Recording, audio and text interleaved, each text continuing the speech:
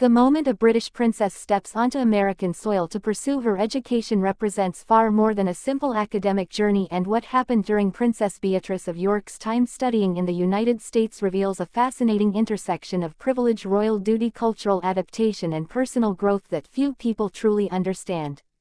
When we think about modern royalty, we often imagine lives confined to palace walls, rigid protocols, and carefully choreographed public appearances, but the reality of Princess Beatrice's American chapter tells a dramatically different story, one that challenges our assumptions about what it means to be born into one of the world's most famous families while seeking to carve out an independent identity in a foreign land.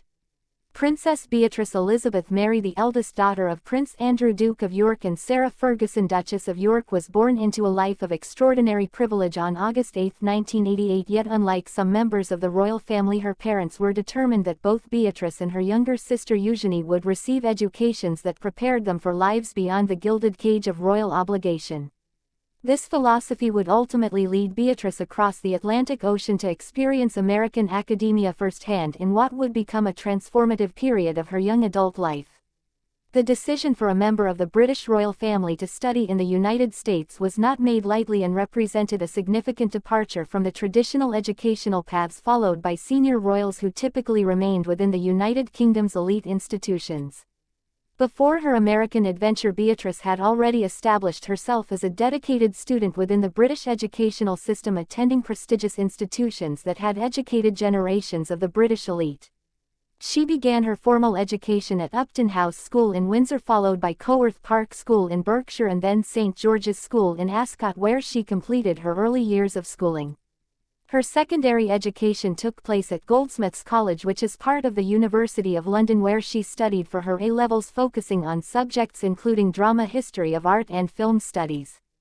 This academic foundation revealed a young woman with interests firmly rooted in the humanities and creative arts fields that would inform her future career choices and personal passions. The transition to American education represented both an opportunity and a challenge for Princess Beatrice as she navigated the complex requirements of being a member of the British royal family while simultaneously seeking the relative anonymity and freedom that an overseas education might provide. Unlike her cousin Prince William, who attended the University of St. Andrews in Scotland, or Prince Harry, who pursued military training, Beatrice's path would take her thousands of miles away from the watchful eyes of the British tabloid press and the constant scrutiny that came with being a working member of the royal family. The American educational system, with its emphasis on liberal arts education, residential campus life, and diverse student bodies, offered something fundamentally different from the often more traditional and stratified British university experience.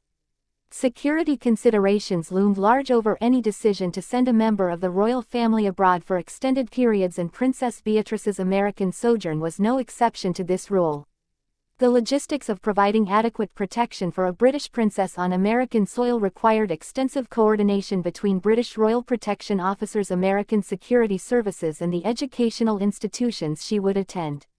This security apparatus had to remain sufficiently discreet to allow Beatrice some semblance of normal student life while simultaneously ensuring her safety in a foreign country where the threat landscape differed significantly from that in the United Kingdom. The cost and complexity of these arrangements were substantial, involving 24-hour protection details, secure transportation, and constant communication with royal security coordinators back in London. The cultural adjustment that Princess Beatrice faced upon arriving in the United States cannot be underestimated, despite the shared language and many cultural similarities between Britain and America. American campus culture, with its emphasis on casual social interactions, fraternity and sorority life, athletic events, and a more relaxed approach to hierarchy, presented a stark contrast to what Beatrice had experienced in British educational settings. The American student body's general attitude toward royalty also differed markedly from the deferential or intensely curious responses she might encounter in the United Kingdom, with many American students treating her presence with a mixture of interest and studied nonchalance that reflected America's historical rejection of aristocratic titles and inherited privilege. Princess Beatrice's academic pursuits in the United States focused on continuing her studies in areas she had shown passion for during her British education, particularly in the humanities and arts. The American liberal arts education model, with its requirement that students take courses across multiple disciplines before declaring a major, allowed Beatrice to explore various fields of study while continuing to develop her critical thinking and analytical skills. This educational approach emphasized class participation, independent research, and the development of one's own scholarly voice, elements that would prove valuable as Beatrice later transitioned into her professional life, working in business development and supporting various charitable causes. Living arrangements for Princess Beatrice during her American studies required careful consideration, balancing the desire for a typical college experience with the realities of her royal status and security requirements. Whether residing in campus dormitories with fellow students or in nearby private accommodations with her security detail, the princess had to navigate the constant tension between wanting to participate fully in student life and the practical limitations imposed by her position. Her roommates and fellow students found themselves in the unusual position of living alongside someone who, despite her genuine desire for normalcy, remained one of the most recognizable young women in the world, someone whose family tree included kings and queens dating back centuries. The social dynamics of Princess Beatrice's American experience presented unique challenges as she sought to form genuine friendships with fellow students who might approach her with preconceived notions based on her royal status. Some students undoubtedly saw her as a curiosity or a social prize, while others made conscious efforts to treat her no differently than any other classmate. Beatrice herself had to develop sophisticated social intelligence to discern between those genuinely interested in friendship and those attracted primarily to her title and connections. This navigation of social relationships in an environment where status was supposed to matter less than in traditional British society provided valuable lessons about human nature, authenticity, and the complexities of identity formation for someone born into extraordinary circumstances. Academically, Princess Beatrice proved herself to be a serious student, committed to her studies and willing to put in the work required to succeed in a competitive educational environment. Unlike some celebrity or wealthy students who might coast on their connections or treat university as merely a social experience, Beatrice approached her coursework with dedication and intellectual curiosity. Her professors noted her willingness to engage in class discussions, her thoughtful written work, and her ability to analyze texts and ideas with nuance and depth. This academic seriousness reflected both her personal character and the values instilled by her parents, who, despite their own complicated relationship and eventual divorce, had agreed that their daughters should receive educations that prepared them for meaningful work rather than lives of idle luxury. The media attention surrounding Princess Beatrice's time in America fluctuated between periods of intense interest and relative quiet, depending on broader royal news cycles and Beatrice's own visibility. British tabloids occasionally attempted to capture images of the princess on campus or at social events, leading to ongoing tensions between her security team, university administrators, and photographers who saw her as a valuable subject.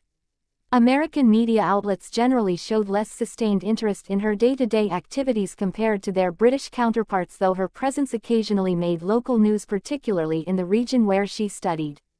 This differential media attention highlighted the contrasting relationships that British and American societies have with royalty and celebrity.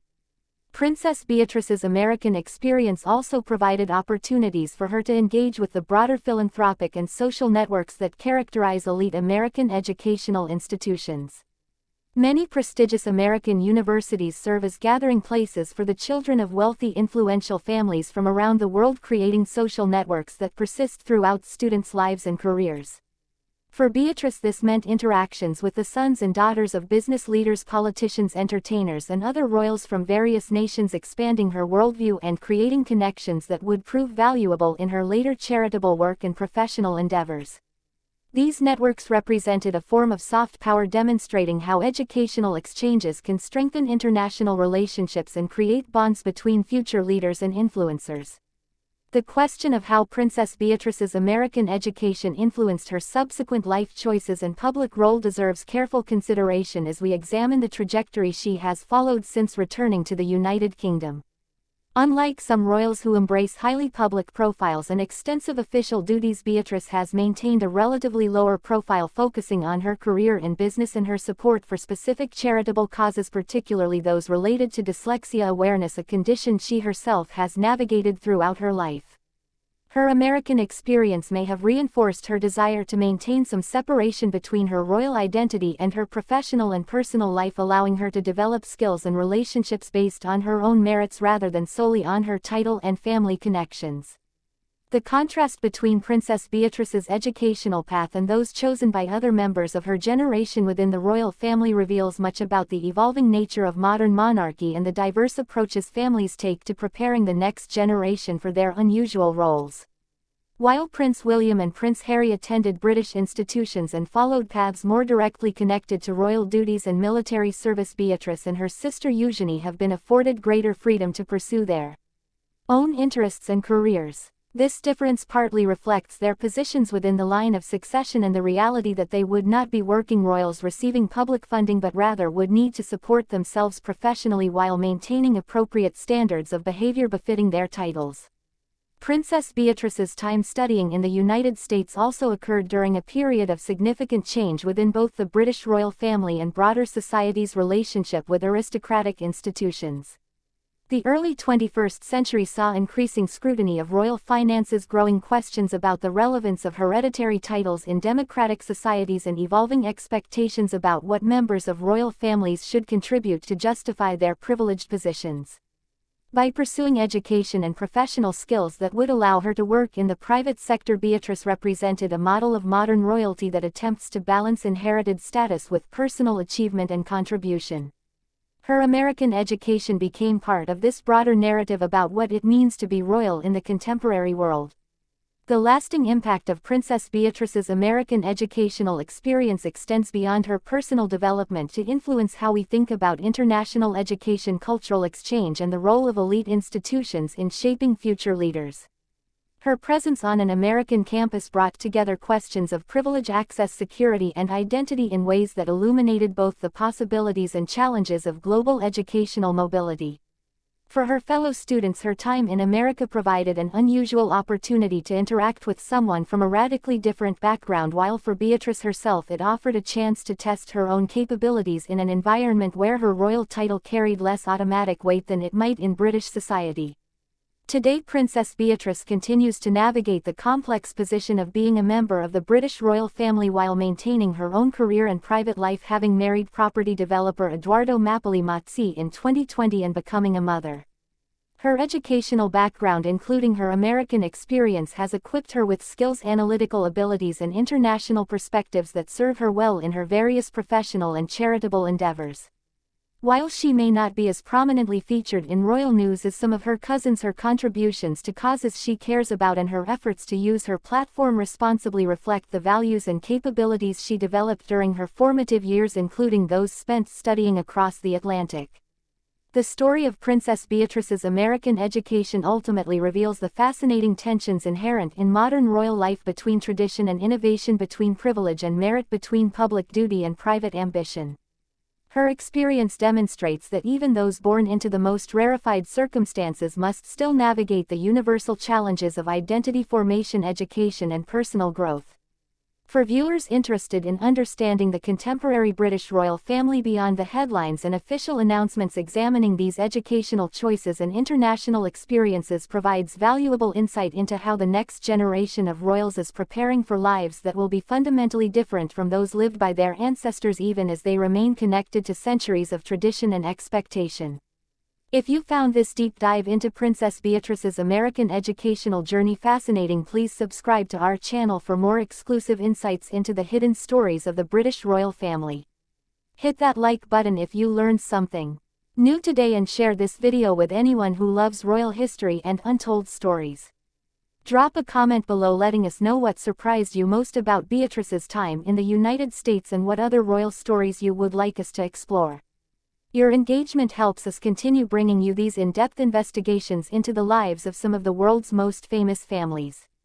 Make sure notifications are turned on so you never miss our latest uploads exploring the secrets, successes, and struggles of royalty around the globe.